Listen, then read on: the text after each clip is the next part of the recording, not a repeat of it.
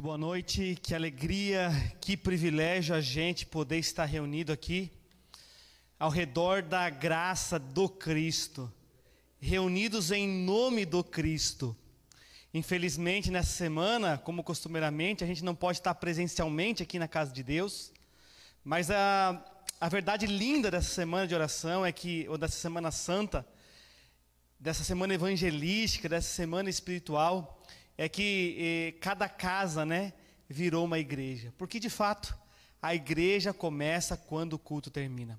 Eu quero convidar você, aonde você está, a fechar os seus olhos para juntos nós fazermos uma oração ao nosso Deus nesse momento. Vamos orar?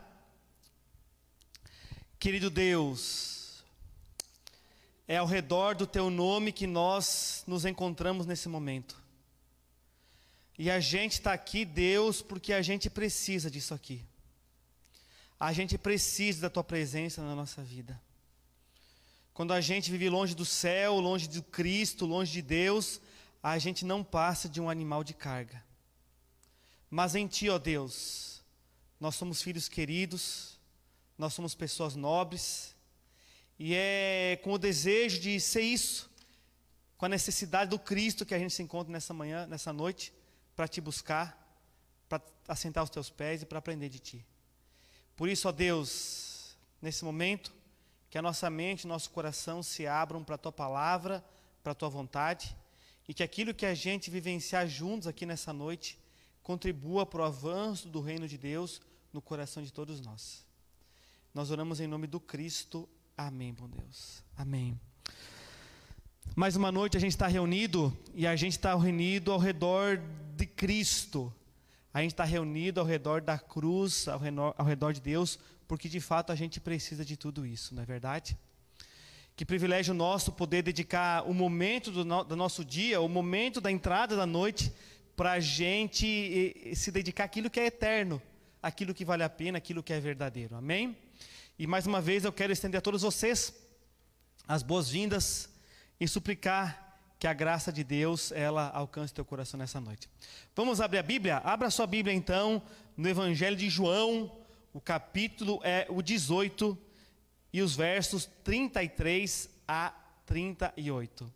João, capítulo 18, verso 33 ao verso 18. Hoje é o dia 1º de abril, o tradicional dia da mentira, não é verdade?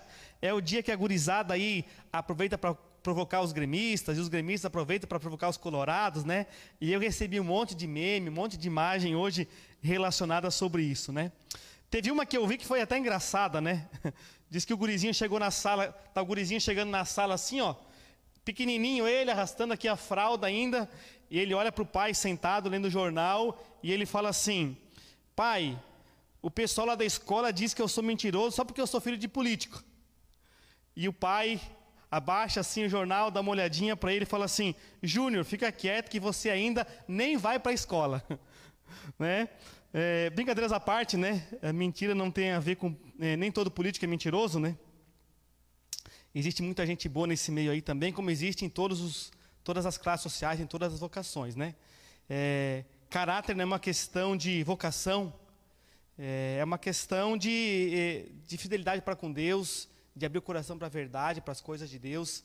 E não importa quem você seja, você não é classificado como mentiroso pela sua vocação que você tem. Aliás, que Deus abençoe nossos políticos, para que eles possam viver como Cristo, servindo as pessoas, contribuindo para um mundo melhor, contribuindo para que a humanidade seja uma humanidade melhor também. Que Deus abençoe cada um de vocês, tá?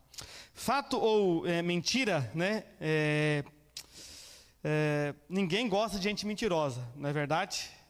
Eu lembro de um amigo meu que ele falava assim: quem mente também mata, Então, e a clássica frase dos pais aí, eu me lembro do meu pai, da minha mãe me ensinando ali a não mentir, Eles falavam assim: fica esperto que o pai da mentira é o de Satanás, e quem mente é filho dele, Então, Vitor Hugo, ele falou o seguinte: mentir é maldade absoluta. Não é possível mentir pouco ou muito. Quem mente, mente. A mentira é a própria face do demônio, E ninguém quer uma vida de mentira. Ninguém quer um casamento de mentira. Ninguém, na verdade, quer um canudo, né, de formação que seja fraudulento. Ninguém, em essência, quer isso. Porque não se pode ser feliz mentindo, porque não existe nenhuma mentira que dure para sempre. Gandhi, ele disse o seguinte: a mentira é como uma gota de veneno. Uma só gota compromete um balde inteiro. Também a mentira, por menor que seja, estraga nossa vida inteira. Uma mentira, irmãos, queridos, estraga 1000 verdades. Mas por que a gente começou falando de mentira, pastor Arley? Né? Não é só porque hoje é dia 1º de abril. Nós estamos falando de mentira porque o nosso protagonista de hoje, Pilatos, ele teve um encontro com a verdade. Então, no dia da mentira, nós queremos que você tenha um encontro, assim como Pilatos, um encontro com a verdade. E é isso que a gente encontra no Evangelho de João, capítulo 18, do verso 33 ao 38, onde eu leio e você acompanha aí comigo o que diz. Tornou Pilatos a entrar no pretório, chamou Jesus e perguntou: és tu rei dos judeus? Respondeu Jesus: vem de ti essa pergunta, ou te disseram outros ao meu respeito? Replicou Pilatos: porventura sou judeu? A tua própria gente e os principais sacerdotes é que te entregaram a mim. O que fizeste? Respondeu Jesus: o meu reino não é deste mundo. Se o meu reino fosse deste mundo, os meus ministros se empenhariam por mim para que eu não fosse entregue aos judeus. Mas agora o meu reino não é daqui. Então Pilatos disse: logo tu és rei? Respondeu Jesus: tu dizes que sou rei. Eu para isso nasci e para isso vim ao mundo, a fim de dar testemunho da verdade. Todo aquele que é da verdade ouve a minha voz. Perguntou Pilatos: o que é a verdade? Tendo dito isto, voltou aos judeus e lhes disse: eu não acho nele crime algum.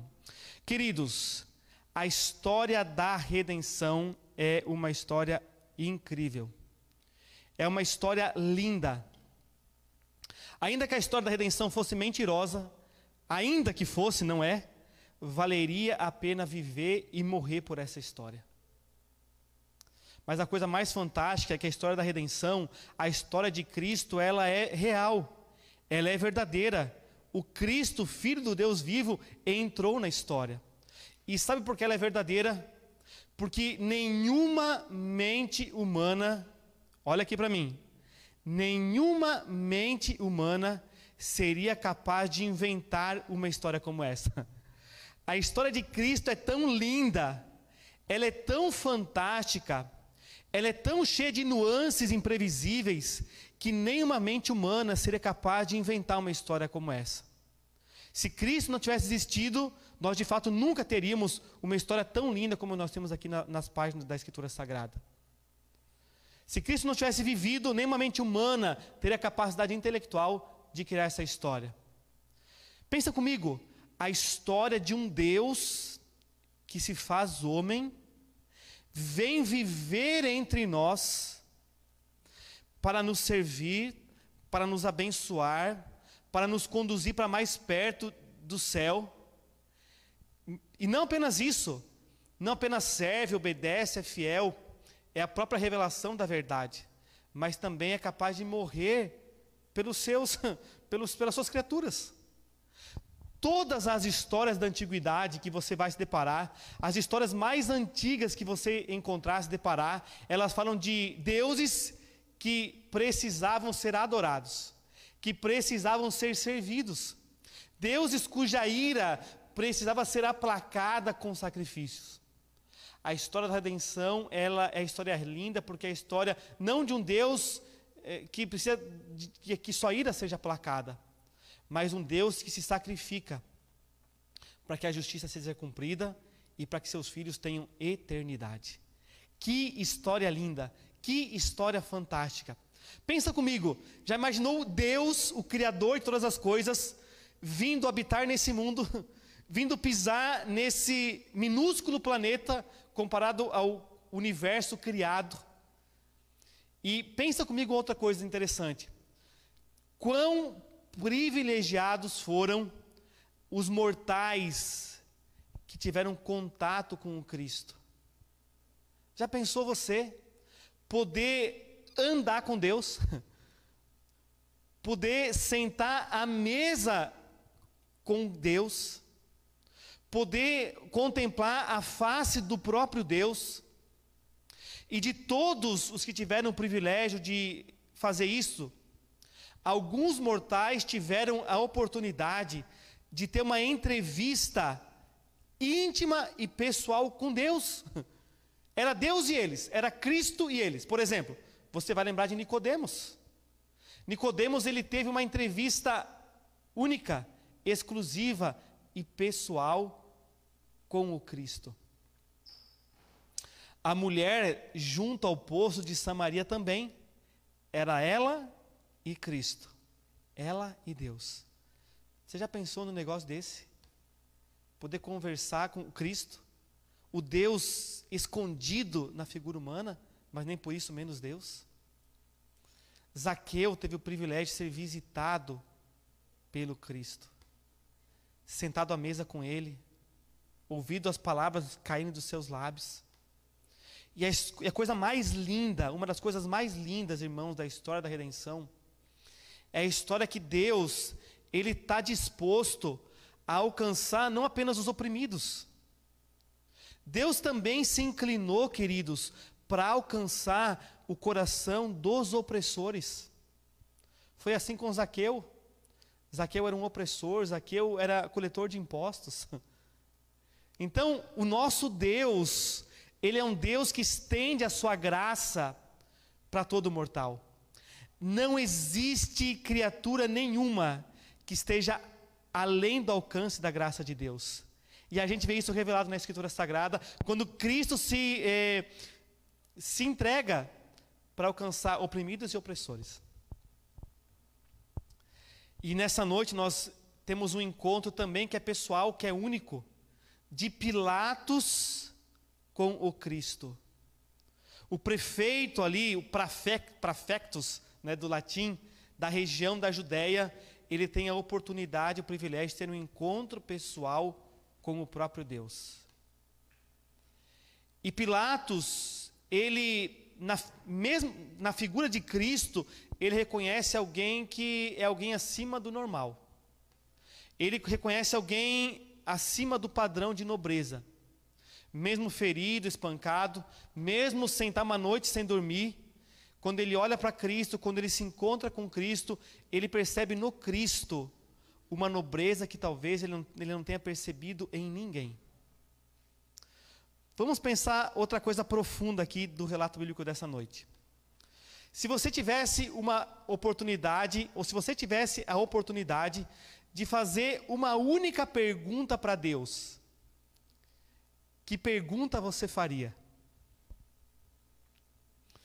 Eu acho interessante assim algumas perguntas que são feitas para Deus na Bíblia, né? Nicodemos fez uma pergunta, um jovem rico, né? Ele fez uma pergunta tremenda. Talvez eu fizesse a mesma. Lembra que o jovem rico perguntou? O que farei para herdar a vida eterna? Uma pergunta existencial. Uma pergunta que está no fundo do nosso coração e que todo mundo quer saber. O que a gente faz para herdar a vida eterna? Pilatos também, na oportunidade que tem de conversar com Cristo, de fazer uma pergunta para o Cristo, ele faz uma pergunta direta, uma pergunta existencial, como alguns dizem, né? Ele vai na jugular. Porque a pergunta que Pilatos faz é: o que é a verdade? Essa pergunta, o desejo pela verdade, ele é inerente a todos nós. E as maiores conquistas que a gente teve como humanidade, elas foram adquiridas pelo desejo de conhecer a verdade. A verdade de quem somos, de onde viemos, para onde vamos. A inquietação de saber se existe vida fora do planeta nos levou à Lua, nos leva ao universo. Então, esse desejo de saber quem somos, de onde viemos, para onde vamos, se estamos sozinhos no mundo, né? É esse desejo sobre a verdade, sobre a nossa existência, né? Que nos faz crescer, que nos dá sentido à existência. E Pilatos teve a oportunidade de se encontrar com Cristo e fazer a pergunta: o que é a verdade? Cristo não responde aqui, porque parece que o silêncio de Cristo já é suficiente para atender a demanda da pergunta. Porque Pilatos sai e fala assim: não encontro nele crime algum. Pilatos estava convicto de quem era o Cristo, porque Pilatos se encontrou com a verdade. Me permitam fazer 3 insights aqui sobre a verdade nessa noite e tirar algumas lições desses insights para a nossa vida espiritual, tá bom? Primeiro insight sobre a verdade que nós encontramos na Escritura Sagrada, que nós encontramos na história da redenção. A verdade existe, primeiro insight, a verdade existe e ela se revelou a nós. João capítulo 14, verso 6, retratam as palavras do próprio Cristo, quando Cristo diz assim, ó: eu sou o caminho, eu sou a verdade e eu sou a vida.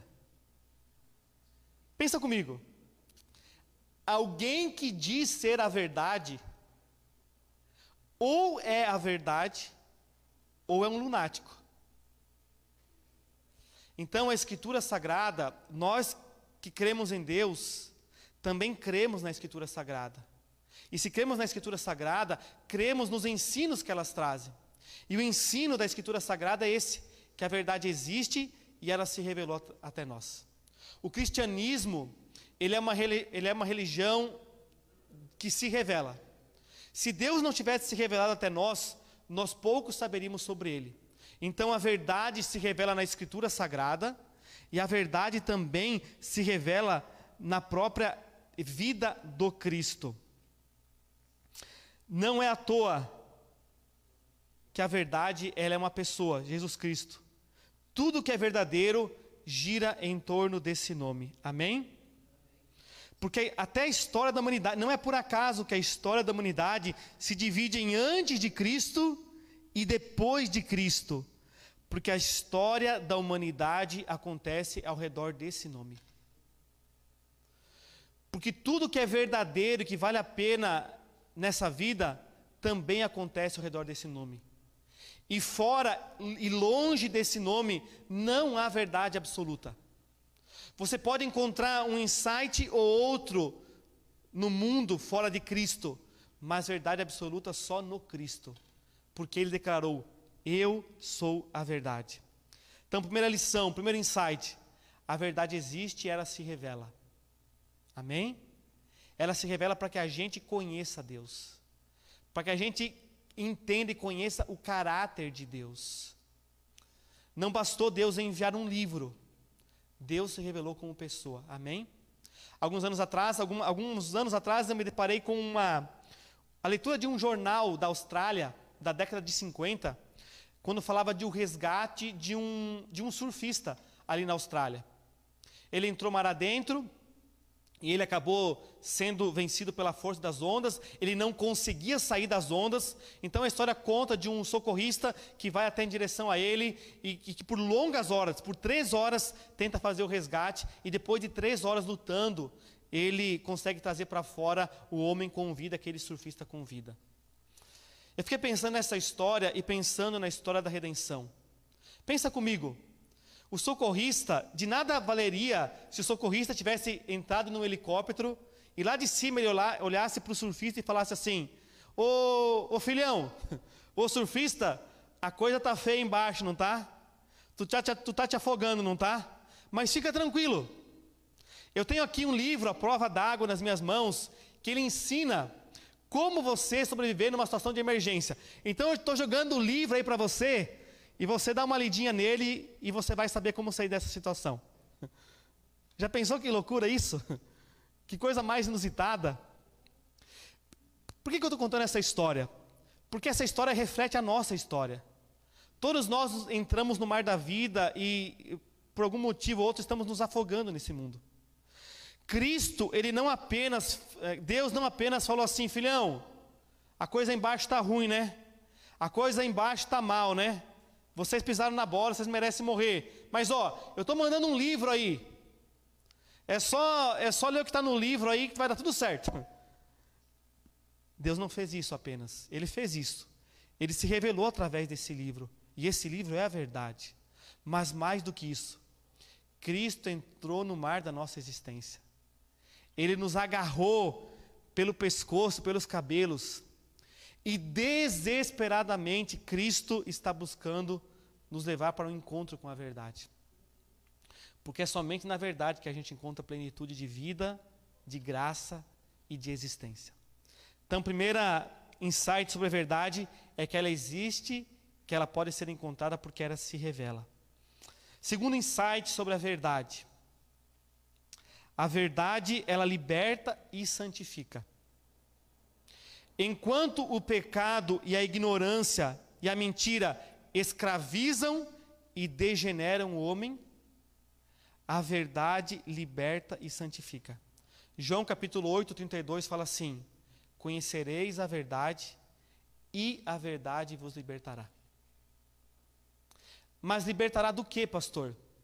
Amigos, a verdade liberta da ignorância. É triste não saber quem nós somos. É triste não saber por que a gente está aqui e nem para onde vai. Então a verdade, ela nos liberta da ignorância porque ela nos dá senso de propósito na vida. A gente entende que é filho de Deus. Não é fruto do acaso, não é fruto de uma evolução, não é fruto de uma grande explosão. Nós somos filhos do Eterno. Amém por isso? E eu me lembro aqui a história de um pequeno garoto, que ele chegou na sua casa desesperado, porque ele tinha ouvido na escola que ele era fruto de uma evolução, que ele era fruto do Big Bang, e agora ele procura o seu pai, que é ateu, para perguntar: pai, como é que é essa história? De onde a gente veio? Seu pai respira e olha para ele e fala assim: filho, de onde a gente veio? Lá de onde seu professor falou mesmo. A gente veio fruto de uma grande explosão. Dessa explosão surgiu um pequeno ser vivo que foi evoluindo, que se tornou num mamífero, que se tornou num peixe, depois num mamífero, num réptil, depois num mamífero, que se tornou num macaco, e depois de milhões de anos surgiu a gente. Aquele garoto inconformado com a hipótese do professor, inconformado com a teoria do pai, ele procurou a sua mãe. E agora fez a mesma pergunta para a mãe: mãe, de onde a gente veio?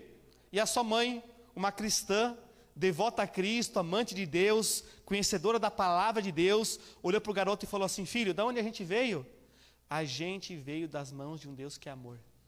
A gente veio das mãos de um Deus que é graça, que nos fez a sua imagem e semelhança, que nos trata como filhos, que nos mantém, que nos salvará, que tem planos maravilhosos para nós. O filho olhou para a mãe, como toda criança faz, falou assim: mas o pai falou que a gente veio do macaco, mãe. Aquela mãe respirou e falou assim: filho, o teu pai está falando dos parentes dele, eu estou falando dos meus parentes. Então a verdade, ela liberta, porque ela revela qual é o nosso parentesco com o céu, qual é o nosso parentesco com o Cristo. A verdade liberta das superstições. Tem gente que não passa embaixo da escada, que não sai de casa com o pé, se não for o direito, né? Que usa aqui o galinho de arruda aqui para dar sorte, que faz sacrifício disso, daquilo para ser abençoado, que precisa da vassoura ungida, que precisa da pedra de Jerusalém, que precisa da lasca da cruz. A verdade nos liberta das superstições, porque a gente encontra em Cristo não apenas propósito de vida, mas encontra em Cristo a própria vida, e é Ele que dá existência, sentido à nossa existência. A verdade também nos liberta das nossas tradições. Às vezes nós nunca nos perguntamos por que a gente é cristão, ou por que a gente é batista, por que a gente é adventista, por que a gente é católico. Às vezes a gente vai herdando, né? O avô passa para o pai, que passa para o filho, e a gente não se questiona. Vem cá, mas Deus de fato existe? Por que eu venho à igreja? Amigos, Deus não tem netos, Deus só tem filhos. E é por isso que você deveria ter um encontro com a Escritura Sagrada, que é a revelação da verdade. A verdade nos liberta da opressão. A gente tem visto aí, cada vez mais, né, pessoas se levantando, né, movimentos sociais se levantando para lutar contra o racismo, para defender as mulheres. Amigos, Nós que somos cristãos, nós já deveríamos vivenciar isso, porque esse foi o ensino de Cristo. Em Cristo não há judeu, nem grego, nem livre, nem escravo, nem branco, nem preto. Em Cristo somos todos irmãos. Se houve alguém que defendeu as mulheres, foi o próprio Cristo, que não apenas conversou com as mulheres, que permitiu ser tocado em público por elas. Então a verdade, ela liberta da opressão. A verdade liberta dos vícios. A verdade liberta do pecado. E deixa eu dar uma boa notícia para você. A verdade liberta da escravidão da morte. Amém? A gente tem visto centenas de pessoas morrerem ao nosso redor. Conhecidos queridos têm ido à sepultura. Não está acontecendo isso com você também? E deixa eu lembrar você um triste fato, amigo. Um triste fato. Todos aqueles que pecaram vão morrer. Então, na verdade, a gente está nessa vida na fila, com uma senha na mão, só esperando o nosso número ser chamado na tela. Esse é o triste fato. Mas a boa notícia é que em Cristo nós encontramos solução até para a morte. Aqueles que creem em Cristo podem morrer essa vida passageira, mas a Bíblia fala que ressuscitam para a vida eterna. Amém? Então nós não precisamos ter medo do futuro. Se você se encontrou com a verdade e se comprometeu com ela, o seu futuro já está garantido, porque a verdade liberta até do poder da morte. João 17, verso 17 diz assim, a palavra de Deus declara: santifica-os na verdade, porque a tua palavra é a verdade. A tua palavra é a verdade. Mas pastor, como eu estou conhecendo a Bíblia agora, como é que eu vou saber, pastor, se a Bíblia é a verdade? Eu me lembro que quando comecei a estudar a Bíblia, o grande argumento que os meus amigos, os meus familiares, eles falavam para mim é o seguinte: o papel aceita tudo. Você já ouviu isso? Eu tenho certeza que muitos aqui já ouviram isso. O papel aceita tudo. Então como é que eu vou saber se a Bíblia de fato é a verdade? Amigo, só existe uma maneira. É experimentando viver a verdade. Experimentando. Olha aqui para mim agora, bem no grão do meu olho. Eu não conheço ninguém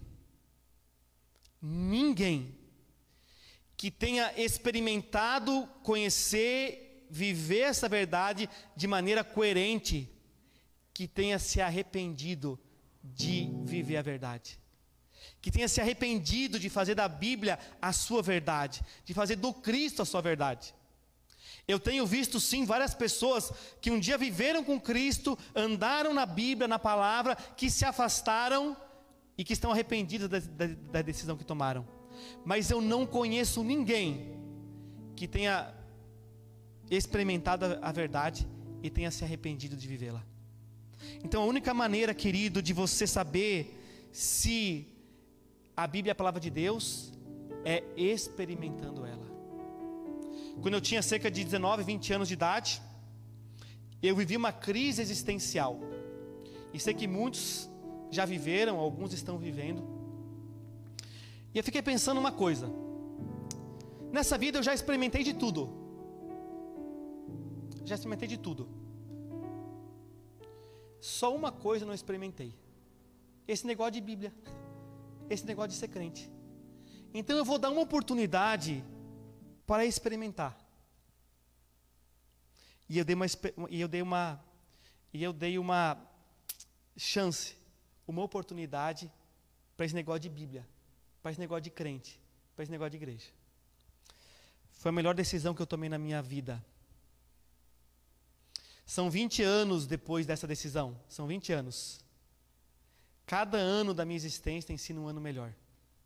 Não é um ano isento de lutas, não é um ano isento de obstáculos, dificuldades, mas cada ano ao lado de Cristo é um ano melhor.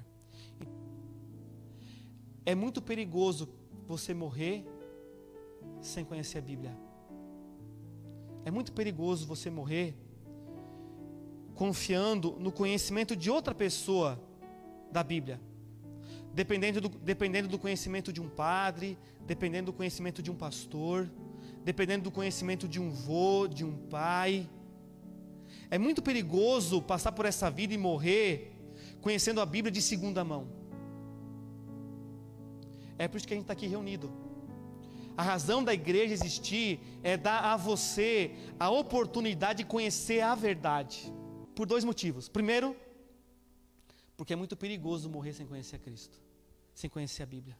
E segundo, porque todo aquele que experimenta viver com Cristo, acha isso tão nobre, acha isso tão sublime, que não tem outra atitude na vida a não ser convidar outros a experimentarem a mesma coisa. Então, querido, é muito perigoso morrer sem conhecer a Bíblia. E fica aqui o nosso convite para que você conheça esse livro santo, sagrado, para que você encontre aqui a maravilhosa pessoa de Jesus Cristo. Então, se você está passando aqui por acaso, alguém te mandou esse convite, essa é a sua oportunidade nessa noite. Terceiro insight sobre a verdade, e aí nós acabamos. Isso aqui é assustador, é libertador, mas é assustador ao mesmo tempo. O terceiro insight sobre a verdade foi aquilo que Pilatos experimentou quando ele conheceu a Cristo. E sabe qual é? Uma vez encontrada a verdade, você não pode desencontrá-la. Deixa eu explicar isso aqui. Uma vez que você conhece a verdade, uma vez que você conhece o Cristo, você não pode fingir que você não conheceu. Você não pode retroceder. Você não pode dar um passo atrás, porque você já conhece. Você já se deparou com a verdade. E não tem como você ignorar e fingir que você não conhece. Alguns falam assim: pastor, se é desse jeito, eu não quero nem conhecer a Bíblia, porque se eu conhecer a Bíblia, eu vou ter que me comprometer com ela. Querido, se você teve a oportunidade de conhecer, mas você rejeitou, se você teve acesso à Bíblia, mas você não leu, não pesquisou, não procurou entender quem é Cristo, você já se torna comprometido com a Bíblia. Querido, a Bíblia aberta no Salmo 91 na sua casa não faz diferença nenhuma. O que faz diferença é pesquisar, é conhecer, é se derramar diante desse livro, que é o livro de Deus. O livro de Deus. Provérbios capítulo 23, verso 23, diz assim: compre a verdade e não a vendas. Uma vez conhecedor da verdade, você precisa tomar uma decisão. Ou você se compromete com a verdade, ou você renuncia à verdade. Vou repetir. Ou você se compromete com a verdade, ou você abre mão dela. Ignorá-la, fingir que você não passou por ela, que você não conhece, não é um caminho. Amigos, Pilatos conheceu a verdade, mas a tragédia da vida de Pilatos foi que ele não se comprometeu com ela. E eu acho lindo esse evento do encontro de Jesus com Pilatos, porque foi a oportunidade que Deus deu para Pilatos conhecer o Cristo, conhecer a verdade, ser salvo. Mateus capítulo 27, verso 19, ele fala que quando Pilatos está tendo um encontro com Cristo, a mulher de Pilatos manda um recado para ele. A mulher de Pilatos fala assim: olha, não te envolva com esse justo. Eu acho lindo esse relato, porque é Deus, mais uma vez estendendo a mão para Pilatos. Pilatos, eu estou aqui. Pilatos, perceba. E eu falei essa semana e repito, amigos, Deus se revela no ordinário. Deus se revela no dia a dia. Existe tanta santidade naquele almoço informal, depois do trabalho na firma com o seu colega que precisa de um conselho, quando você vem aqui à casa de Deus. Pode existir tanta santidade no sábado pela manhã na igreja, como na pizza que é dividida no sábado à noite entre amigos. Deus nos chama para ter uma vida santa, uma vida coerente. E Deus, amigos, Ele se revela no dia a dia. Deus se revela no ordinário. Deus se revelou no ordinário na vida de Pilatos. Ele tinha que julgar, ele tinha que tomar uma decisão, era o dia a dia dele. Deus se revela no ordinário. Ele sabia que Jesus era inocente, mas ele não quis se comprometer com ele. A Bíblia fala que Pilatos tentou ao máximo, pelo menos por 4 vezes, salvar Jesus. Lembra disso? Primeiro, Pilatos mandou Jesus para Herodes. A Judéia, a região de Jerusalém, fazia parte do governo da Síria, né? Roma governava o mundo todo, mas a Síria ali era uma província maior que governava ali aquela região, e a região de Jerusalém, ali da Judéia da Galileia, era dividida em províncias. A província da Judéia, voluntariamente, Pilatos profetiza que para se comprometer com a verdade é preciso coragem. Coragem para abrir mão da sua posição social algumas vezes, coragem para abrir mão de laços familiares, de tradições herdadas, coragem para andar na contramão do mundo, coragem para ter uma vida mais simples. É preciso coragem. Pilatos deu de cara com a verdade, mas mesmo assim se reconheceu a conhecer a verdade. Pilatos escolheu viver uma mentira. Pilatos sabia o que estava fazendo naquele dia, sabia que estava errado, mas em vez de responder a verdade, ele lavou as mãos das responsabilidades por suas ações. A história fala que Pilatos ficou 10 anos ali na região da Judéia. Depois da morte de Jesus, alguns acreditam que Pilatos saiu do prumo, que Pilatos enlouqueceu. No ano 36, Pilatos ordenou uma grande matança de rebeldes ali na região da Samaria. Foi denunciado ao seu superior e foi mandado a Roma para que pudesse ser julgado. Como ele não podia ir no inverno, esperou o verão, Tibério morreu. Quem deveria julgar ele foi Calígula, e era a tradição dos imperadores não atender nenhuma demanda judicial que o imperador anterior não tinha atendido. Então a tradição diz que Pilatos foi banido para a cidade de Vienne, na Gália, onde Pilatos acabou cometendo suicídio. Uma tradição fala que Pilatos jamais deixou de lavar frequentemente as mãos, tentando se livrar do sangue do Cristo. A minha pergunta nessa noite para você é: como é que você decide se relacionar com a verdade? Você vai terceirizar a verdade? Você vai ignorar a verdade? Ou você vai ter a atitude de um nobre filho de Deus, que é se comprometer com a verdade, custe o que custar? Nessa noite, Deus te chama para conhecer a verdade, porque ela liberta. Deus te chama para conhecer a verdade, para experimentar a verdade, porque ela transforma a vida e dá a vida abundância. Deus te chama a se comprometer com a verdade, porque só os que se comprometem com a verdade são dignos de confiança, e só esses herdarão a vida eterna. Eu termino citando uma frase de um pastor que nós perdemos agora na pandemia, pastor Marcos Tosta. Um grande evangelista e uma grande perca para a igreja adventista no Brasil. Em um dos seus sermões, ele fala uma frase que é forte demais, e eu quero compartilhar com você nessa noite.